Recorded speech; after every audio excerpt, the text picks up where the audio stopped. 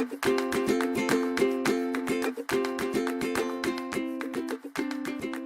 there, it's Vania from Peaceful Eating. I was just thinking that Easter and Pesach are coming up, and this can be a challenge for a lot of people, these kind of festivities that involve a lot of food.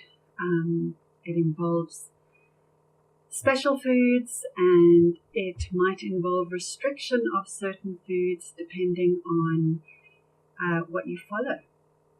So I can't really speak for Pesach because I'm not Jewish, but I do have some Jewish clients and family, and so I do know that it involves some restriction and also some festivity around food as well.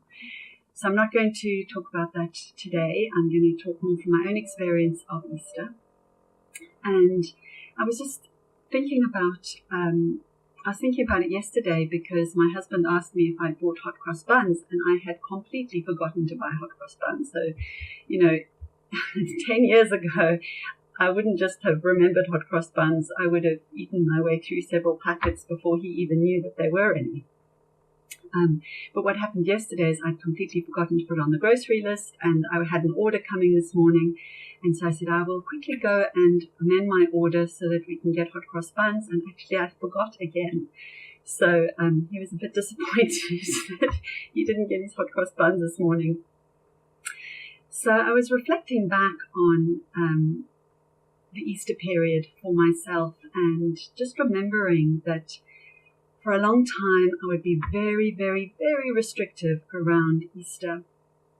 And I would use Lent as a time to diet. Now, I'm not actually a religious person, and so Lent was really a kind of convenient way for me to severely restrict myself, but in the name of cleansing myself and, connecting with my spirit and, all of that kind of stuff, which really is problematic thinking, let's be honest. Not spirituality per se, but just the idea that eating in a certain way is going to cleanse you spiritually. I have a problem with that anyway. I know that there are people who do subscribe to that idea, but I don't anymore. So what I would do is I'd use Lent to restrict myself very severely, and really it was a convenient way to diet. I would restrict myself of all animal products, all sugars, including honey and fruit juice, and sometimes fruit actually. And I was just trying to think what I did eat. I didn't think it was very much for that period of time. But then when it came to my children, when I was in those restrictive phases, I was very much fixated on the idea that sugar was poisonous and toxic and should not contaminate my children's pure little immune systems with that stuff. And so they didn't get Easter eggs. What they did get was a kind of look-alike Easter egg, made of carob and sweetened with something. I really can't remember what, but really it tasted like mud, and it kind of stuck to the roof of your mouth. Was not very pleasant at all. And of course they weren't eating what everybody else was eating. I was kind of separating them and making them different. And anyway, wish I hadn't done that, but I've forgiven myself for all of those things. So that was in my very restrictive phase. And then for me, I was either heavily restricting, dieting, or I was binging. There really was nothing in between. So coming back to Easter, so when I wasn't restricting in that way, I was binging. And I was thinking about, the hot cross buns and the Easter eggs. And what I would do would be buy all of these things like way before Easter. And sadly, I think in our shops, the festival period starts very long in advance of the festival itself. So maybe for 6 weeks before Easter, I would be buying Easter eggs and binging on them, and then going out and buying Easter eggs and binging on them. And of course, nobody in my family knew that they were Easter eggs because I was keeping them aside for Easter. And also what I was doing was not eating chocolate in front of my children. So as far as my children knew, I didn't eat chocolate. So I would only be buying Easter eggs for my husband and the children. But of course, I was eating them in secret many, many, many times over before Easter came along. And I actually remember one time, it was the day before Easter or 2 days before Easter, and I had binged on the Easter eggs again. And I went to the grocery store and their shelves were empty. I mean, they were just the odd little thing that wasn't very nice chocolate and kind of thing I didn't want to be buying for my children, small and just not what I wanted. Nothing there. Oh, I felt so ashamed, actually. I actually broke out in a cold sweat. It's like, what am I going to do? What are they going to have on Easter morning? What is the Easter bunny going to bring my children? And I drove around the countryside, going to different grocery stores, petrol stations, convenience stores, and I kind of scrabbled together some Easter eggs for my family. And you can just imagine the emotional pain, the shame, the anger at myself, and the self-loathing that I felt for this kind of behavior. But really, this all comes from restriction.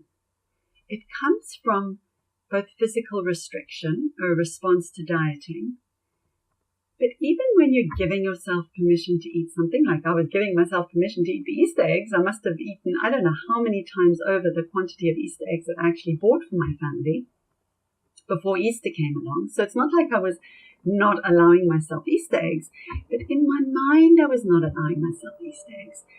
I was exerting mental restriction on myself, telling myself I shouldn't have them, they're bad for me, they're toxic, they're poisonous, they are unhealthy, I'm going to get fat, I have to stop, this is bad for me, this behavior is shameful. I wasn't giving myself permission to enjoy the Easter eggs. I would always be eating them furtively, hiding the wrappers, eating them behind everybody else's backs. And so I was not giving myself emotional and mental permission to eat the chocolate. So that, as well as a response to the years and years and years of the physical deprivation by dieting, led me to binge on the Easter eggs. But there's also another piece, which is that when it's a seasonal period of time, and there are certain things that are really only available for a short period of time in the year, that imposes another kind of restriction on us. Like, I have to eat it now because these aren't going to be available for very much longer. And I've had clients telling me that they are, finding this quite difficult. So I just wanted to speak for a few minutes about that because I think it's worth thinking through. So, yes, it is a special time of year in terms of the seasonality of different foods. But does it really mean that you are restricted from these things for the rest of the year? Well, yes and no. No, in the sense that actually you could conceivably stockpile so that you can have these things available for you for a period of time afterwards. You might have a big freezer. You can stick a whole lot of hot cross buns in there. You might have a loft space that you can store a whole load of Easter eggs in. I mean, actually, as long as you can afford to buy, you could actually have. You can also bake your own, if it's baked goods, you could bake your own or get a friend who's a good baker to bake some for you.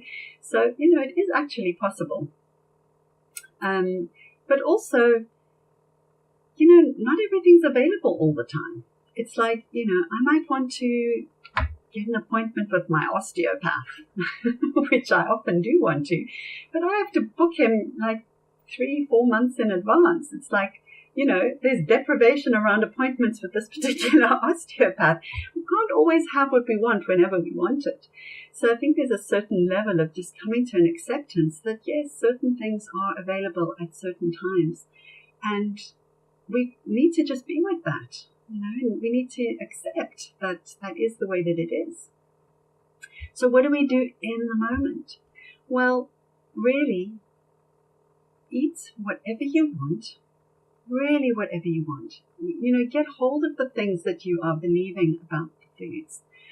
And look at, is it actually true that it's bad, that it's poisonous, that it's going to make you put on weight, that you'll be out of control if you eat it? None of that is actually true. So that's the first piece. The second piece is when you're actually there with the food, do yourself a favor and give yourself the pleasure of that fully. Turn off the TV, turn off your phone, turn off your computer, or sit somewhere else and just have the food as mindfully as you can, as slowly as you can, with enjoyment, with pleasure, savoring every mouthful, just listening in to see, am I still enjoying this? Does this still taste good to me? Is this feeling good in my body? And really stopping when you've had enough, whatever that might mean to you. So I hope that you have a very happy Easter and Pesach, if that's what you celebrate. And I will talk to you soon.